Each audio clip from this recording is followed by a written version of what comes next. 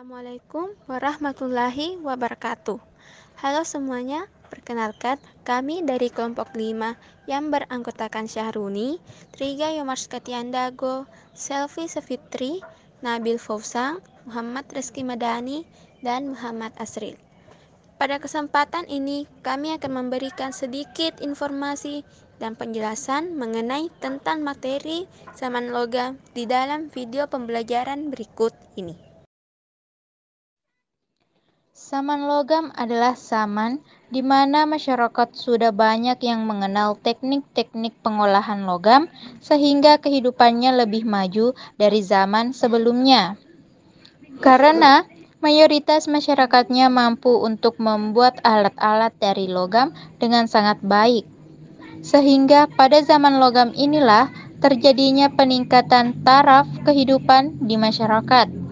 Dikarenakan kehidupan pada zaman itu semakin kompleks, sehingga banyak sekali membutuhkan orang yang sangat terampil di bidang pengolahan logam. Karena pada dasarnya, proses untuk membuat alat dari bahan logam terbilang sangat mudah jika dibandingkan dengan membuat alat tersebut dari batu. Penjelasan berikutnya, ciri-ciri saman logam. Di saat saman logam terjadi, banyak kemajuan teknologi yang berkembang dengan sangat cepat. Berikut adalah ciri-ciri saman logam. 1. Kemajuan teknologi persawahan berkembang dengan sangat cepat, sehingga menghasilkan sistem persawahan yang lebih efektif dan efisien dari sistem ladang. 2. Aktivitas perdagangan di saman logam begitu ramai. 3. Penguburan jenazah ada yang dikubur dengan peti mati dan ada juga yang dikubur langsung di tanah. 4. Ahli dalam mengolah logam. Hal tersebut bisa dilihat dari sisa-sisa peninggalan yang berbahan dasar logam seperti anting, kalung, cincin, gelang tangan, gelang kaki, arca berbahan perunggu, cenderawasih, nekara, dan kapak corong. 5. Aktivitas perdagangan berkembang dengan cepat di era ini. Hal tersebut dikarenakan sudah ada perdagangan dari pulau ke pulau di Indonesia, bahkan sampai kawasan Asia Tenggara dengan sistem barter atau saling tukar-menukar barang dagangan. Biasanya, barang-barang yang dijadikan barter berupa rempah-rempah, manik-manik, nekara, serta arca yang berbahan perunggu, timah, moko, besi, dan kayu. Saman logam terbagi menjadi 3 bagian. Berikut adalah penjelasan dari 3 bagian saman logam tersebut. Saman tembaga. Saman tembaga adalah saman di mana awalnya manusia mengenal dunia perlogaman. Pada saman ini, manusia menggunakan tembaga untuk bahan dasar yang dipakai dalam pembuatan peralatan. Di Indonesia saat ini belum ditemukan peninggalan sejarah dari saman tembaga sehingga memungkinkan bahwa di Indonesia tidak terpengaruh di saman tembaga. Karena hanya di negara Malaysia, Thailand, Vietnam, dan Kamboja saja yang terpengaruh dengan saman tembaga ini. Dan yang kedua itu saman perunggu. Saman perunggu adalah saman di mana banyak orang yang membuat alat yang menggunakan bahan dasar perunggu seperti contohnya nekara, bejana perunggu, kapak corong, arca atau patung perunggu, candrasa, dan moko. Dan yang ketiga adalah saman besi. Saman besi adalah saman di mana banyak orang yang membuat alat dari bahan besi. Karena bahan dari besi menghasilkan alat yang lebih sempurna daripada menggunakan alat tembaga dan perunggu. Sehingga lebih banyak orang yang berusaha mempelajari pencetakan logam besi di zaman logam daripada perunggu dan tembaga. Contoh peninggalan zaman besi banyak ditemukan di Indonesia seperti alat mata sabit atau celurit, pisau, cangkul, kapak, dan lain sebagainya. Teknik pengolahan logam. Pada periode ini, masyarakatnya mengenal 2 teknik pengolahan, yaitu yang pertama, teknik bivalve atau teknik setangkup. Teknik ini adalah cara pengolahan logam menggunakan 2 cetakan dari batu yang dirapatkan. Teknik ini bisa digunakan berkali-kali.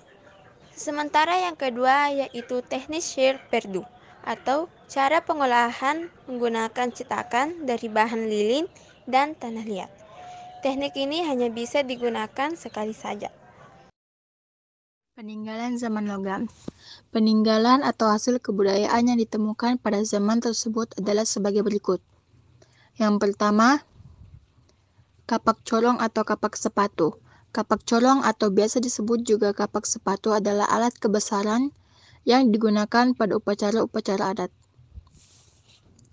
Kapak ini disebut kapak corong karena bentuknya yang menyerupai corong.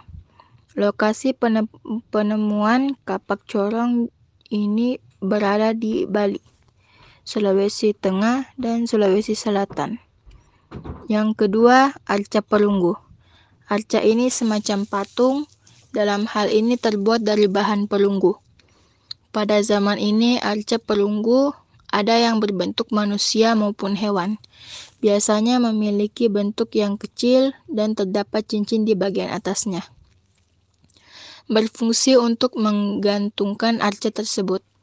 Di Indonesia, arca ditemukan di Limbangan atau Bogor, Bangkinang atau Riau, dan Palembang di Sumatera Selatan.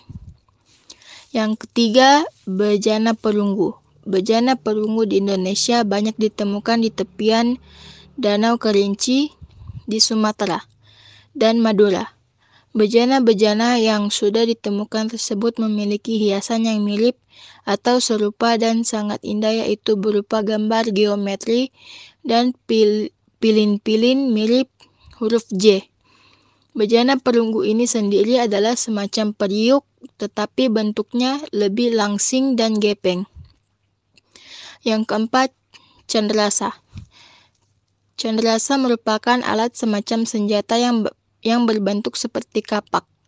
Tetapi alat ini tidak digunakan untuk perang atau bertani. Hal ini dikarenakan cenderamata tidak terlalu kokoh dan kuat.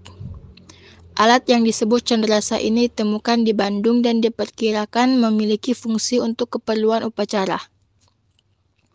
Yang kelima, nekara. Nekara merupakan genderang berukuran besar yang biasanya digunakan pada kegiatan upacara ritual, terutama sebagai pengiring pada upacara ritual kematian atau upacara pemanggil hujan. Selain itu, nekara ini juga digunakan sebagai genderang perang yang sempit di bagian pinggangnya. Nekara terbesar yang ada di Indonesia ditemukan di Bali dan dinamakan nekara The Mound of Pejeng. Yang keenam, ada moko. Moko merupakan alat sejenis nekara yang ukurannya lebih kecil dan fungsinya sebagai benda pusaka kepala suku. Moko ini akan diwariskan kepada anak laki-laki dari kepala suku dan juga digunakan sebagai mas kawin. Peninggalan berupa moko lebih banyak ditemukan di Pulau Alor dan Pulau Flores atau Manggarai. Manusia zaman logam. Masyarakat yang hidup pada zaman ini adalah masyarakat Melayu muda dan Deutero Melayu. Masyarakat ini kebanyakan merupakan pendatang dari daratan Asia Tenggara dan menyebarkan kebudayaan yang mereka kuasai. Masyarakat atau manusia pendukung zaman logam ini berasal dari pendatang Dong Son atau sekarang disebut Vietnam. Masyarakat Deutero Melayu merupakan nenek moyang dari suku Jawa, Bali, Bugis, Madura, dan lain sebagainya. Pada masa ini, masyarakat Deutero Melayu juga berbaur dengan Melayu Mongoloid, yaitu Proto dan Deutero Melayu, dan penduduk Austro-Melanesoid. Hal ini merupakan dibuktikan dengan ditemukannya rangka manusia berciri-ciri Melayu Mongoloid dan Austro-Melanesoid di Jawa, Sulawesi, Sumba, dan Timor. Kehidupan masyarakat zaman logam. Kehidupan masyarakat zaman logam ini tidak lepas dari kedatangan bangsa Melayu, Ansuransi yang berasal dari Yun Selatan tahun 300 Sem.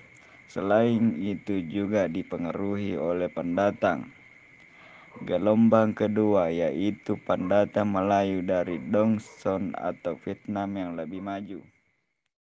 Dari video pembelajaran tadi, bisa kita simpulkan bahwa zaman logam ini sudah menjadi zaman yang paling berkembang pada zaman prasejarah.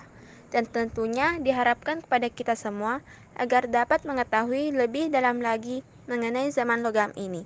Terima kasih atas atensinya teman-teman. Sampai jumpa. Wassalamualaikum warahmatullahi wabarakatuh.